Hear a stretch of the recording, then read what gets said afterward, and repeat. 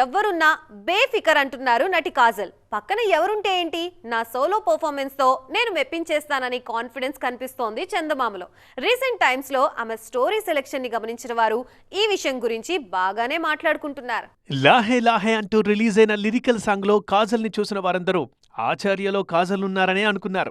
తీరా సినిమా విడుదలయ్యేసరికి ఈ అమ్మనికి స్పేస్ లేదనే విషయం అర్థమైపోయింది. ఒకవేళ ఉంటే మాత్రం పూజా హెగ్డేతో స్క్రీన్ షేర్ చేసుకునేవారే.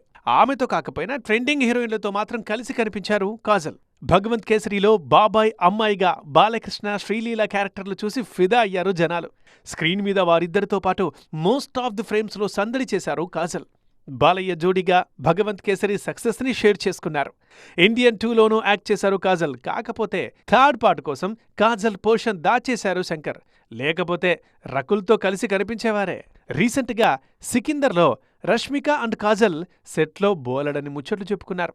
సినిమా సక్సెస్ కాకపోవడంతో ఆ విషయాలన్నీ మరుగున పడ్డాయి. లేకపోతేనా పోస్ట్ రిలీజ్ ప్రమోషన్లలో ఈ కహానీలు చాలానే వినిపించేవారు ఇద్దరు భామలు. ఇప్పుడు లేటెస్ట్ గా నార్త్ రామాయణంలో మండోదరి పాత్రలో కనిపించబోతున్నారు కాజల్. ఇందులో సీతగా సాయి పల్లవి నటిస్తున్నారు, రాముడిగా రణబీర్ కపూర్. సో కెమెరా ముందు తన పక్కన ఎవరున్నా సరే తన పని తాను చేసుకుపోవడం కెరీర్ బిగినింగ్ నుంచే బాగా అలవాటైంది కాజల్కి అని మాట్లాడుకుంటున్నారు జనాలు.